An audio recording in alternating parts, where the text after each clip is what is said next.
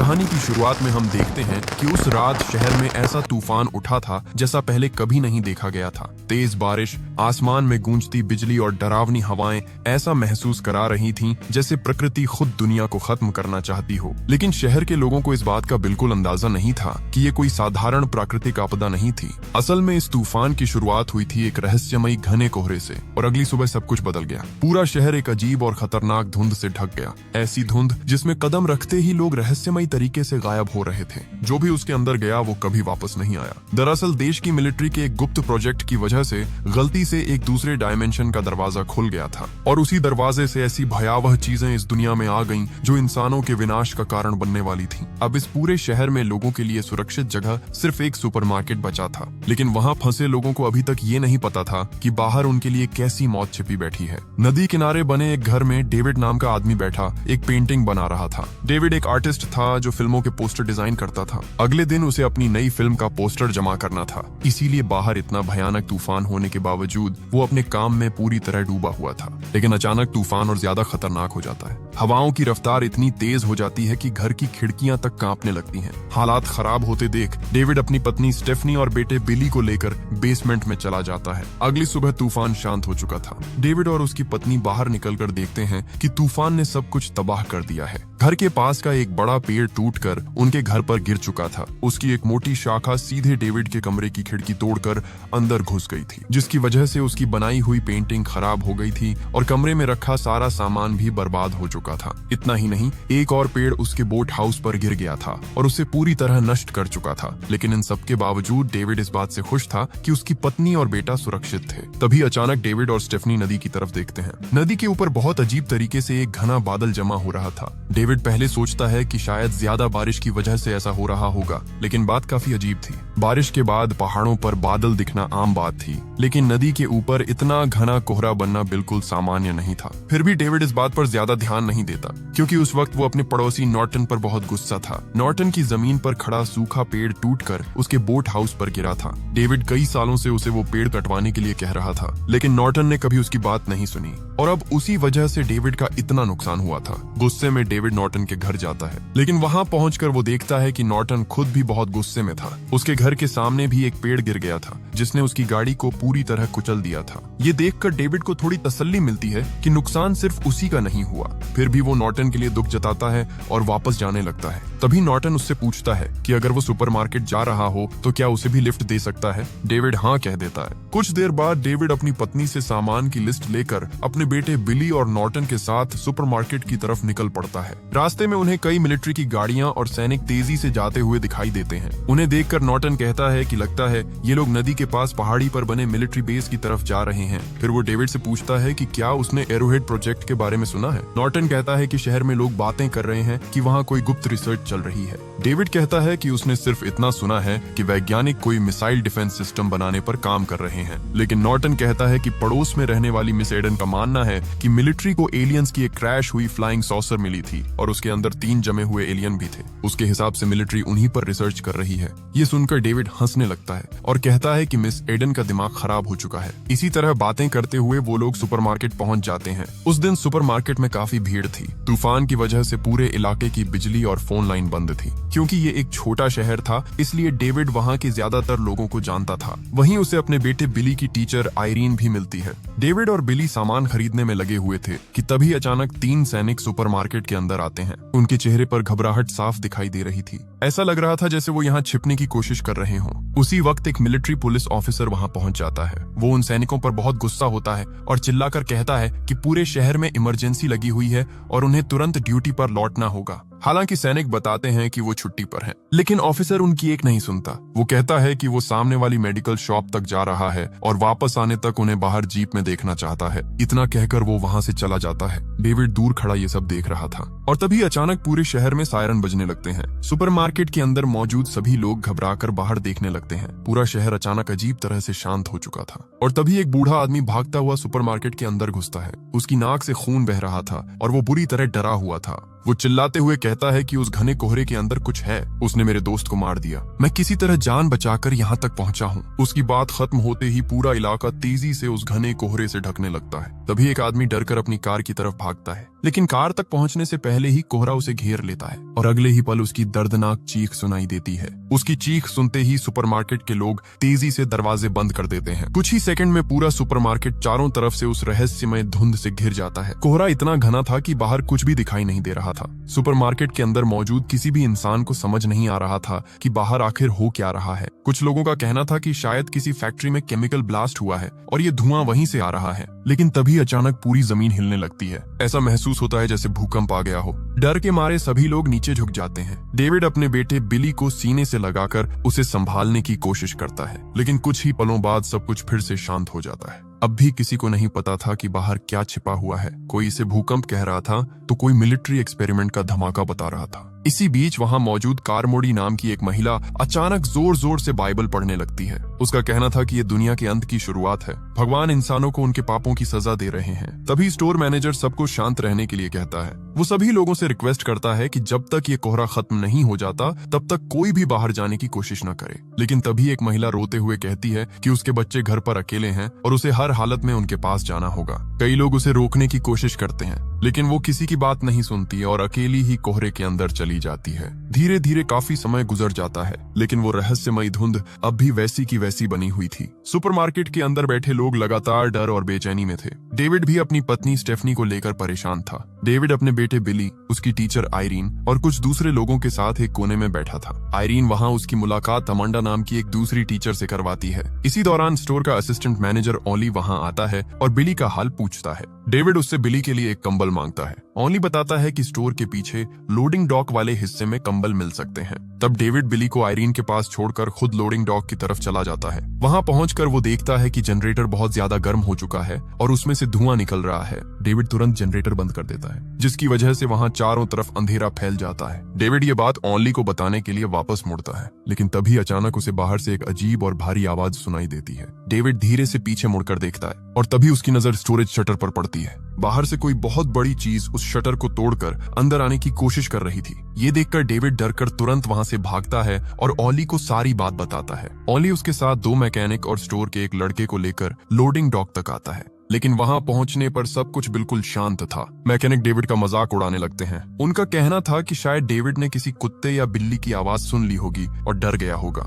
हालांकि ओनली को डेविड की बात पर भरोसा था। वो भी शटर खोलने के खिलाफ था, लेकिन मैकेनिक उसकी बात नहीं मानते। उनमें से एक जनरेटर को दोबारा चालू कर देता है। जनरेटर से अब भी बदबूदार धुआं निकल रहा था। ध्यान से देखने पर मैकेनिक को पता चलता है कि एग्जॉस्ट पाइप के अंदर कुछ फंसा हुआ है। उसी वजह से जनरेटर गर्म हो रहा था। अब उसे साफ करने के लिए किसी को बाहर जाना जरूरी था, क्योंकि पाइप स्टोर के बाहर की तरफ था। तभी स्टोर का वो लड़का कहता है कि वो बाहर जाकर पाइप साफ कर देगा, लेकिन डेविड तुरंत उसे रोकता है। वो कहता है कि अगर शटर खोला गया तो बाहर जो भी चीज है वो अंदर आ सकती है, लेकिन मैकेनिक उसकी बात पर हंसने लगते हैं। उन्हें लगता है कि डेविड बेवजह डर रहा है। फिर उनमें से एक लड़का ऑटोमेटिक शटर का बटन दबाकर उसे थोड़ा ऊपर उठाता है और अगले ही पल बाहर से किसी विशाल टेंटिकल जैसी चीज तेजी से अंदर आती है। वो सीधे लड़के के पैर को पकड़ लेती है और उसे बाहर घसीटने लगती है। ये देखकर सभी लोग डर जाते हैं। डेविड तुरंत उस लड़के को पकड़कर बचाने की कोशिश करता है, लेकिन तभी बाहर से और भी कई टेंटिकल अंदर आने लगते हैं। उन टेंटिकल्स पर धारदार कांटे जैसे हिस्से थे जो लड़के की चमड़ी चीर रहे थे।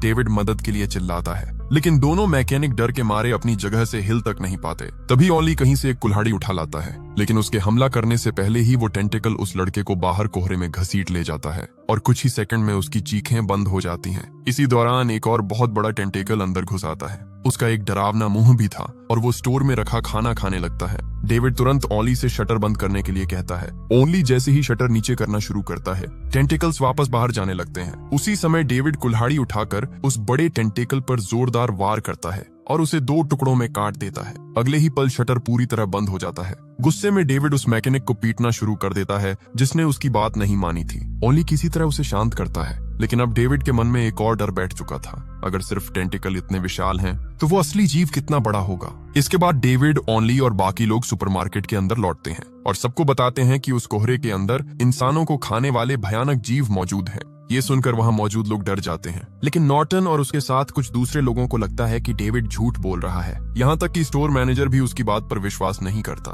तब डेविड कहता है कि अगर किसी को यकीन नहीं है तो वो खुद जाकर लोडिंग डॉक में देख सकता है। स्टोर मैनेजर वहां जाता है और जमीन पर पड़े कटे हुए टेंटिकल को देखकर डर जाता है। वो टुकड़ा कटने के बाद भी हिल रहा था, लेकिन कुछ ही सेकंड बाद वो अपने आप गलकर खत्म हो जाता है। ये देखकर अब मैनेजर को भी यकीन हो जाता है कि बाहर कुछ बहुत खतरनाक मौजूद है। इसीलिए डेविड और कुछ लोग स्टोर की कांच की दीवारों को मजबूत करने लगते हैं। वो उनके सामने खाने के भारी बैग और सामान रख देते हैं ताकि अगर कोई हमला करे तो अंदर ना आ सके। उसी दौरान डैन नाम का वही बूढ़ा आदमी डेविड से कहता है कि बाहर जो भी है वो बेहद खतरनाक है। अगर उन्हें जिंदा रहना है तो उनके पास हथियार होना जरूरी है। तभी अमांडा अपने बैग से एक पिस्तौल निकालती है। वो हमेशा सुरक्षा के लिए उसे अपने साथ रखती थी, लेकिन समस्या ये थी कि वहां मौजूद किसी को भी बंदूक चलानी नहीं आती थी। तभी ऑनली पिस्तौल उठाता है और बताता है कि वो पहले शूटिंग में स्टेट चैंपियन रह चुका है। उसी वक्त कारमोड़ी फिर से बाइबल पढ़ना शुरू कर देती है। वो बार बार कह रही थी कि ये सब भगवान की मर्जी से हो रहा है। उसका कहना था कि इंसानों के पाप इतने बढ़ चुके हैं कि अब भगवान अपना क्रोध दुनिया पर उतार रहे हैं और इसे रोकने का सिर्फ एक ही तरीका है, सबको अपने पापों का प्रायश्चित करना होगा, जरूरत पड़े तो अपने खून से भी। उसकी बातें सुनकर कई लोग परेशान हो जाते हैं। अमांडा गुस्से में आकर उसे थप्पड़ मार देती है और कहती है कि लोगों को डराना बंद करो, लेकिन कारमोड़ी कहती है कि बहुत जल्द सभी लोग भगवान से दया की भीख मांगेंगे और आखिर में उसी के पास मदद मांगने आएंगे। हालांकि उस वक्त वहां मौजूद ज्यादातर लोग कारमोड़ी की बातों को गंभीरता से नहीं लेते। इसी बीच नॉर्टन और उसके साथ कुछ लोग फैसला करते हैं कि वो यहाँ और नहीं रुकेंगे। उनका मानना था कि डेविड लोगों को डराकर अंदर रोकना चाहता है। डेविड उन्हें बहुत समझाने की कोशिश करता है। वो बार बार कहता है कि बाहर जाना मौत को बुलाने जैसा है, लेकिन नॉर्टन उसकी एक नहीं सुनता। तब डेविड उसे एक लंबी रस्सी देता है और कहता है कि अगर वो बाहर जाना ही चाहता है तो कम से कम रस्सी अपनी कमर में बांध ले। डेविड समझाता है कि अगर बाहर कुछ ना हुआ और वो सुरक्षित रहा तो लगभग 300 फीट जाने के बाद रस्सी काट दे। इससे अंदर मौजूद लोगों को पता चल जाएगा कि बाहर खतरा नहीं है, लेकिन नॉर्टन ये करने से भी मना कर देता है। तभी वहां मौजूद एक दूसरा आदमी रस्सी लेकर बाहर जाने को तैयार हो जाता है। वो कहता है कि उसकी कार में एक शॉटगन रखी है, अगर वो बंदूक मिल जाए तो सबकी सुरक्षा आसान हो जाएगी। इतना कहकर वो आदमी रस्सी अपनी कमर में बांधता है और नॉर्टन के साथ कोहरे में चला जाता है। कुछ ही सेकंड में वो सब धुंध के अंदर गायब हो जाते हैं। अंदर खड़े लोग रस्सी को देखते रहते हैं। रस्सी लगातार आगे बढ़ती जा रही थी, लेकिन अचानक रस्सी जोर से तन जाती है और बहुत तेजी से बाहर की तरफ खींचने लगती है। 5 लोग मिलकर भी उसे पकड़ नहीं पा रहे थे। अगले ही पल रस्सी अचानक ढीली पड़ जाती है। जब लोग रस्सी को वापस अंदर खींचते हैं तो उसे देखकर सबकी रूह कांप जाती है। रस्सी पूरी तरह खून से भीगी हुई थी और उसके साथ सिर्फ उस आदमी के शरीर का आधा हिस्सा वापस आया था। ये भयानक दृश्य देखकर अब सुपरमार्केट के अंदर मौजूद हर इंसान के मन में डर और ज्यादा बढ़ जाता है। धीरे धीरे शाम होती है और फिर रात हो जाती है। बिजली ना होने की वजह से पूरे सुपरमार्केट में सिर्फ इमरजेंसी लाइट्स जल रही थीं। डेविड और बाकी लोग पहरा दे रहे थे। इसी दौरान एक आदमी कांच की दीवार के पास बैठकर खाना खा रहा था। उसके पास इमरजेंसी लाइट रखी हुई थी। तभी बाहर से एक विशाल अजीब कीड़ा उड़कर आता है और कांच पर चिपक जाता है। उसे देखकर वो आदमी डरकर पीछे हट जाता है। वो कीड़ा बिल्कुल किसी विशाल टिड्डे जैसा दिखाई दे रहा था और लगता था कि वो रोशनी की तरफ आकर्षित होकर आया है, लेकिन उसका आकार किसी भी सामान्य कीड़े से कई गुना बड़ा था। उसकी पूंछ में जहरीला डंक भी था। कुछ ही सेकंड में वहां ऐसे और भी कई विशाल कीड़े आ जाते हैं। सभी लोग डर और हैरानी से उन अजीब जीवों को देखने लगते हैं। तभी अचानक एक और भयानक जीव वहां उड़कर आता है। वो किसी प्राचीन उड़ने वाले डायनासोर जैसा दिख रहा था। वो उन कीड़ों का शिकार करने लगता है, लेकिन उसी दौरान उसके जोरदार टकराने से कांच की दीवार का एक हिस्सा टूट जाता है और अगले ही पल वो कीड़े सुपरमार्केट के अंदर घुसने लगते हैं। अब अंदर पूरी तरह अफरा तफरी मच जाती है। लोग झाड़ू, डंडे और जो भी हाथ में आता है उससे उन कीड़ों को मारने की कोशिश करने लगते हैं, लेकिन तभी एक कीड़ा एक महिला की गर्दन पर डंक मार देता है। कुछ ही सेकंड में उसकी गर्दन बुरी तरह सूज जाती है और वो वहीं मर जाती है। इसी दौरान वो उड़ने वाला शिकारी जीव भी अंदर घुस आता है और एक आदमी की गर्दन पकड़कर उसे खाने लगता है। ये देखकर डेविड तुरंत एक कपड़े में आग लगाता है और उस जीव को जलाने की कोशिश करता है। उसे देखकर दूसरा आदमी भी आग जलाने की कोशिश करता है, लेकिन जल्दबाजी में वो खुद ही आग की चपेट में आ जाता है। दूसरी तरफ एक कीड़ा कारमोड़ी के शरीर पर आकर बैठ जाता है। कारमोड़ी डर के मारे बिल्कुल स्थिर खड़ी रहती है और भगवान से प्रार्थना करने लगती है। अजीब बात ये थी कि वो कीड़ा उसे नुकसान पहुंचाए बिना उड़ जाता है। अब कारमोड़ी को और ज्यादा यकीन हो जाता है कि भगवान उसे बचा रहे हैं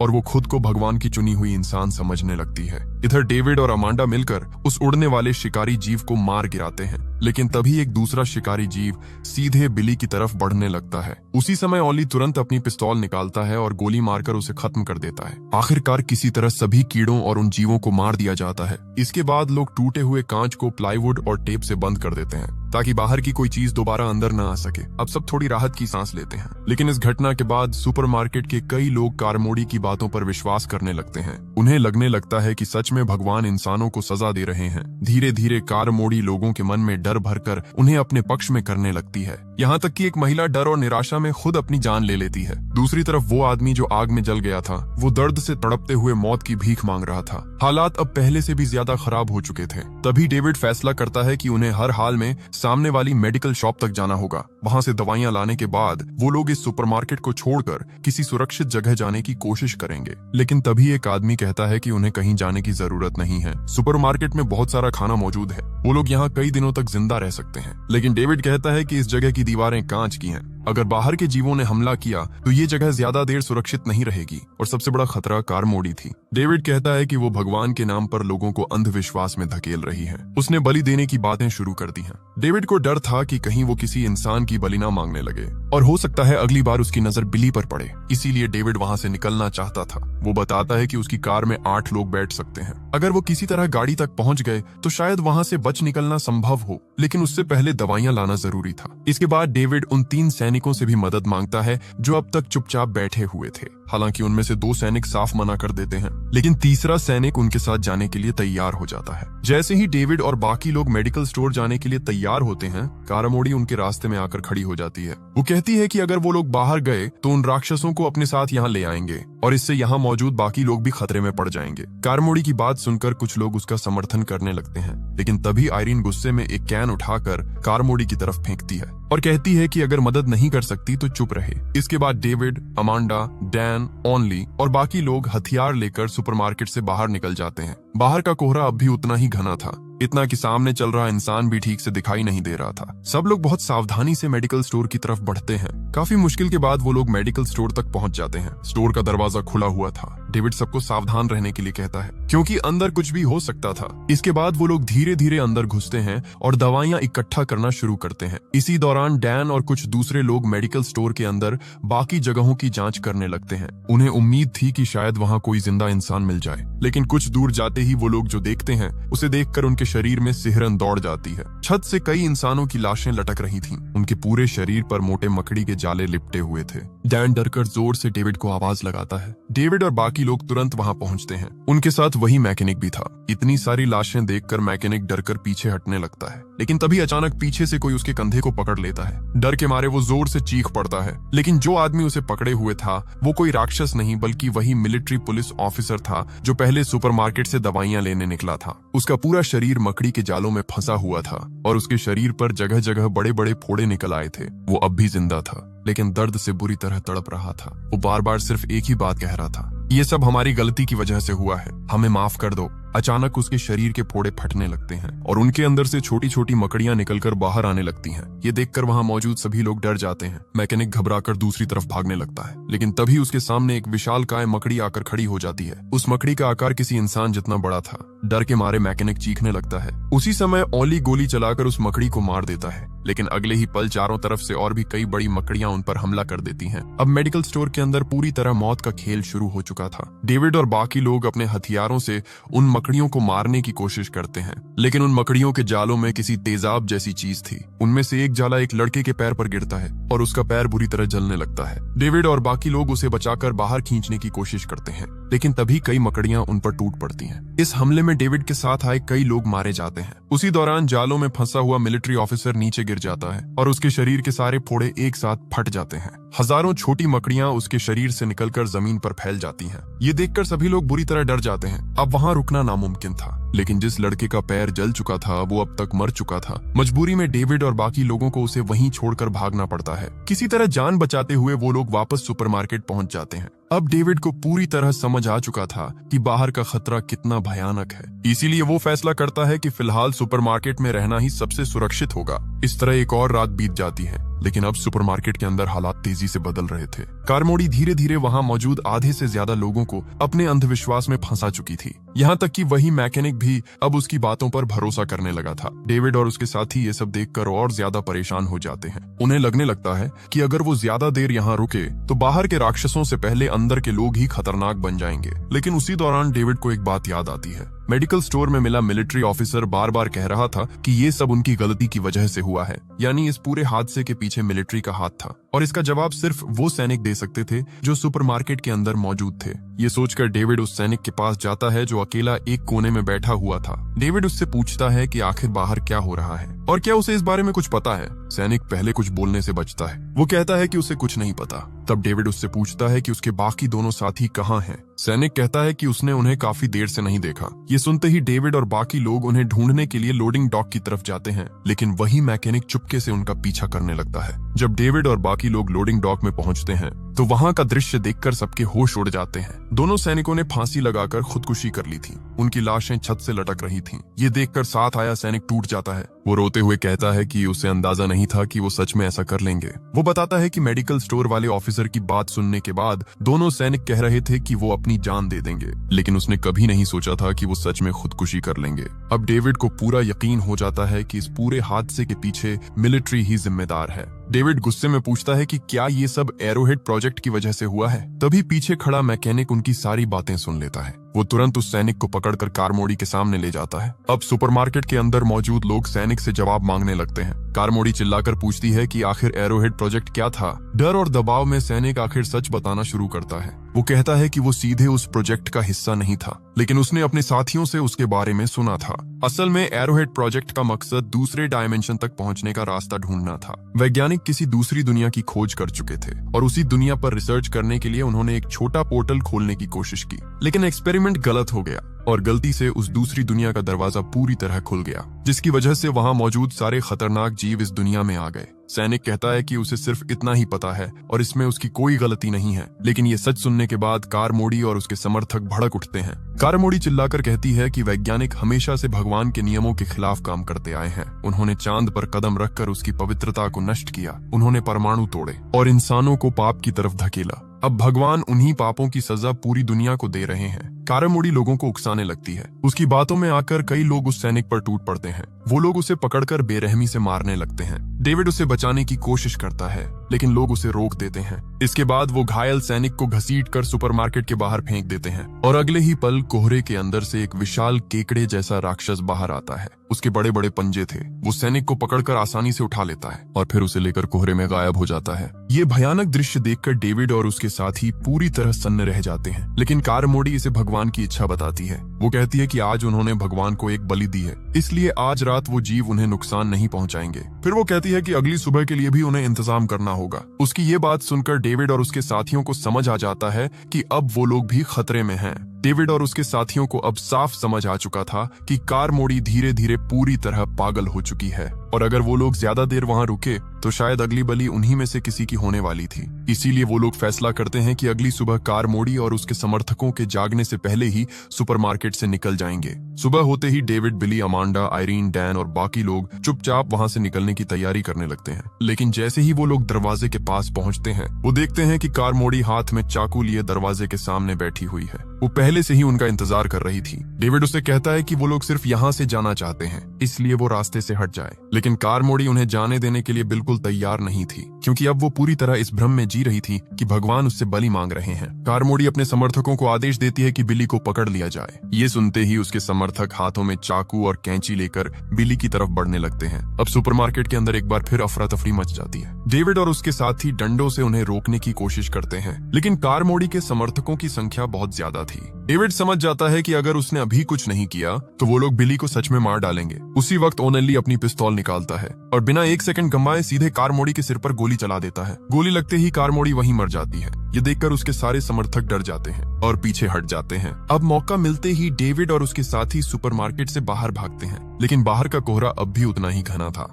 गाड़ी तक पहुंचने की कोशिश में वो लोग एक दूसरे से बिछड़ने लगते हैं। डेविड, बिली, अमांडा, आयरीन और डैन किसी तरह साथ बने रहते हैं, लेकिन ओनली और बाकी लोगों का कोई पता नहीं चलता। काफी मुश्किल के बाद डेविड अपने बेटे और साथियों के साथ अपनी कार तक पहुंच जाता है। वहां पहुंचकर वो देखता है कि ओली पहले से ही कार के पास मौजूद है। उसे देखकर सबको थोड़ी राहत मिलती है, लेकिन अगले ही पल कुछ ऐसा होता है जिसे देखकर सबके होश उड़ जाते हैं। ओली के ठीक पीछे कोहरे में वही विशाल केकड़े जैसा राक्षस खड़ा था। ओली के कुछ समझ पाने से पहले ही वो जीव अपने विशाल पंजे से उसे पकड़ लेता है और एक ही झटके में उसे निगल जाता है। ओली की पिस्तौल कार के बोनट पर गिर जाती है। ये देखकर सभी लोग डर के मारे तेजी से कार के अंदर घुस जाते हैं। डेविड बाकी लोगों को अपनी लोकेशन बताने के लिए कार का हॉर्न बजाने लगता है, लेकिन तब तक बहुत देर हो चुकी थी। कोहरे के अंदर बाकी सभी लोग उन राक्षसों का शिकार बन चुके थे। उसी दौरान एक विशाल मकड़ी तेजी से कार की तरफ बढ़ने लगती है। तभी डेविड तुरंत बोनट से पिस्तौल उठाता है और कार स्टार्ट करके वहां से भाग निकलता है। सबसे पहले वो अपने घर की तरफ जाता है, क्योंकि उसे उम्मीद थी कि शायद उसकी पत्नी स्टेफनी अब भी जिंदा हो।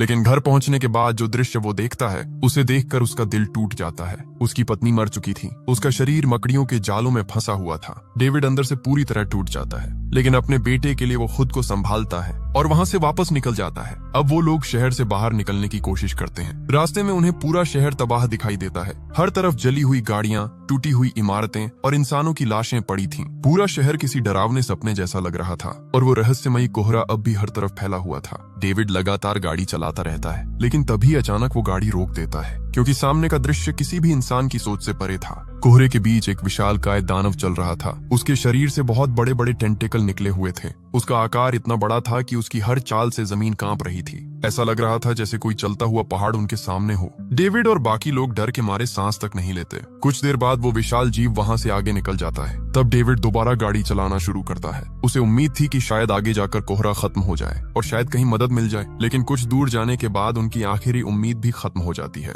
गाड़ी का पेट्रोल खत्म हो जाता है। अब वो लोग पूरी तरह उस कोहरे के बीच फंस चुके थे। चारों तरफ मौत थी और कहीं से भी मदद आने की कोई उम्मीद दिखाई नहीं दे रही थी। अब डैन धीरे से कहता है कि उन्होंने खुद अपनी मौत चुन ली है। वो कहता है कि वो उन राक्षसों के हाथों मरने से बेहतर खुद मरना पसंद करेगा।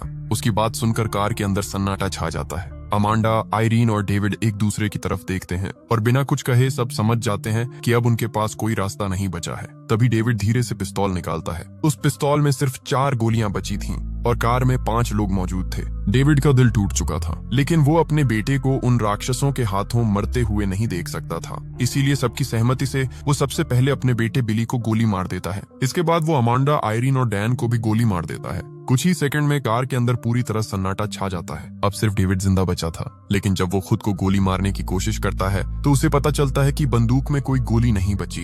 ये देखकर वो पूरी तरह टूट जाता है। रोते हुए वो कार से बाहर निकलता है। अब वो चाहता था कि बाहर मौजूद कोई भी राक्षस आकर उसे मार डाले। वो जोर जोर से चिल्लाने लगता है, आओ मुझे मार डालो, मुझे खत्म कर दो। लेकिन तभी अचानक कोहरे के अंदर से कुछ आवाजें आने लगती हैं। डेविड समझता है कि शायद कोई राक्षस उसकी तरफ आ रहा है। वो आंखें बंद करके मौत का इंतजार करने लगता है, लेकिन अगले ही पल उसके सामने जो आता है उसे देखकर उसके पैरों तले जमीन खिसक जाती है। कोहरे के अंदर से मिलिट्री के कई टैंक और गाड़ियां बाहर निकलती हैं। मिलिट्री ने आखिरकार उस दूसरे डायमेंशन का दरवाजा बंद कर दिया था और अब वो पूरे इलाके से उन राक्षसों को खत्म कर रहे थे। उनके साथ कई बचाए गए लोग भी थे और उन्हीं लोगों में वो महिला भी मौजूद थी, जो शुरुआत में अपने बच्चों के पास जाने के लिए अकेली सुपरमार्केट से बाहर निकल गई थी। यानी अगर डेविड कुछ मिनट और इंतजार कर लेता तो उसके बेटे समेत सभी लोग बच सकते थे। ये सच समझते ही डेविड वहीं घुटनों के बल गिर जाता है। वो जोर जोर से रोने लगता है। उसने अपने हाथों से अपने बेटे और अपने साथियों की जान ले ली थी।